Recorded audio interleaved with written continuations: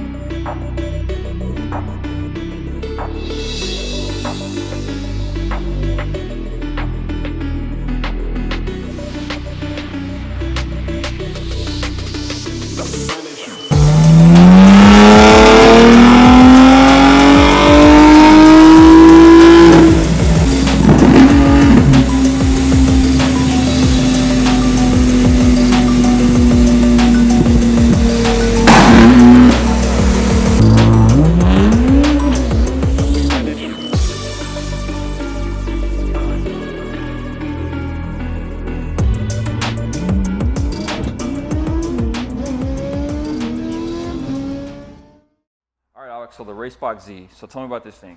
Sure, everybody wants to know what's going on in the engine bay.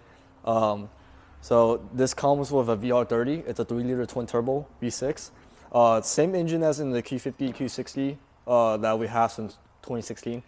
We specialize in those engines in those cars, so it only made sense to get one of these when these came out.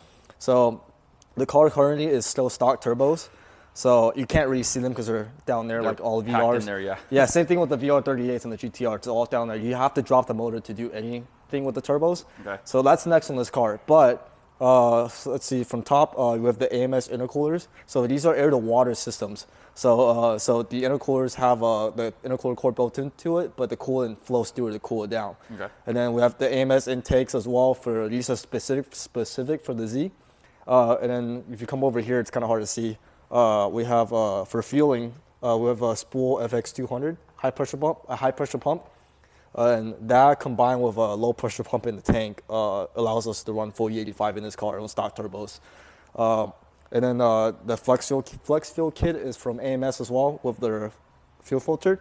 And then something interesting about this car, our car, I think we're the only one to do this in this car right now, other than one of our customers, is the car had a heat exchanger, but we put an upgraded one in there, but we have it unhooked. It's not hooked up right now. It has a valve that turns it off because we have a forced inductions interchiller up front. It's kind of hard to see, but it sits right here, kind of on the crash bar. So what this does is, if you see it in like the Hellcat Demons, it uses the AC to cool down the coolant, the charger coolant, right, and then it feeds it into the intercoolers, and that's what cools down your charger below ambient temps.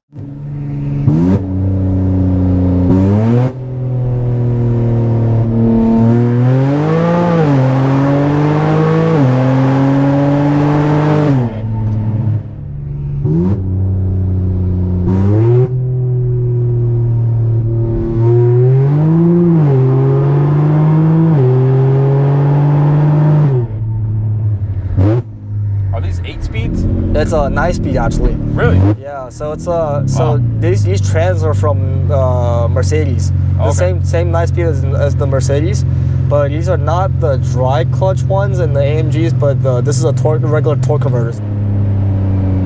Probably not as fast as some of the cars you've been in, but no, but it's quick. Yeah, off the hit it's pretty good because it has like almost 600 torque down low. Yeah, no, it hits pretty hard. So and right now with these tires, it hooks pretty good.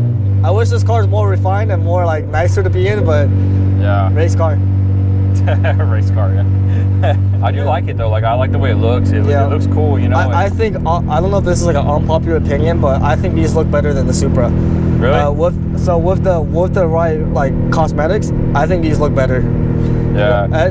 Maybe because the Supra's been out so long now. I've seen so many of them. I have a Supra, so It's like maybe I'm getting like tired of it, bored of it, because everything that could be done to those cars that has been done. So anytime you see like a new body kit for this car, or new something for this car, it's like it's new, right? It's refreshing. Yeah. I don't know. I mean, they both look good to me, but this one kind of reminds me of like it's got like a 280 kind of look. Yeah, you know, or like a 300 retro ZX, like kind of in the rear a little bit. Yeah. So it's interesting. It's different for sure. A little third gear.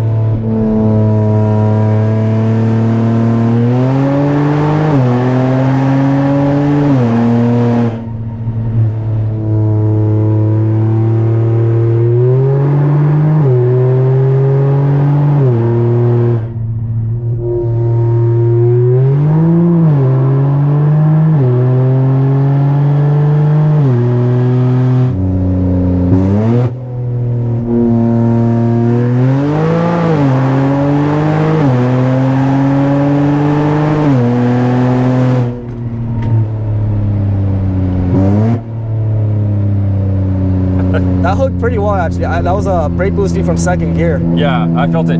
Yeah.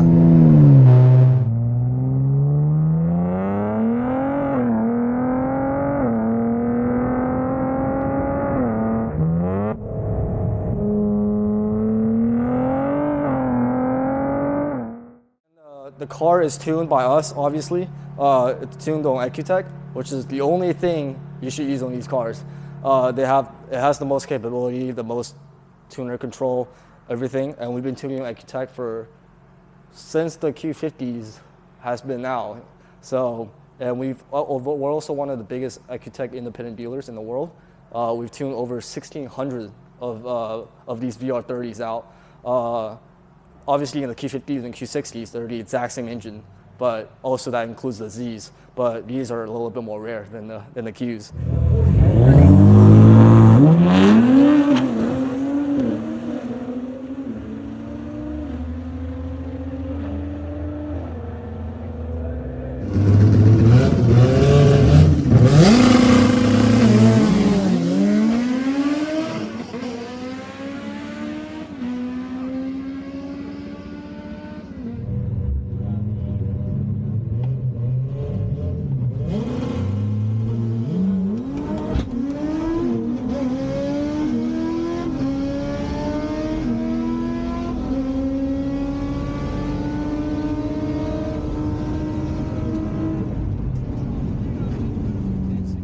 But yeah, it runs on 485, just straight from the pump.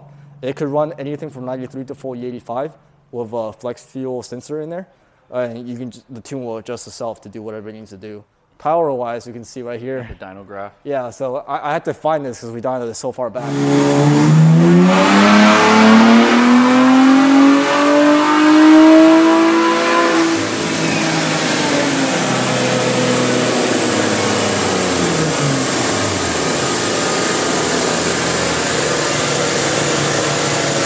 It makes around 490 wheel horsepower on this red graph right here, and then 601 torque down low. So that 600 torque really helps with launching the car.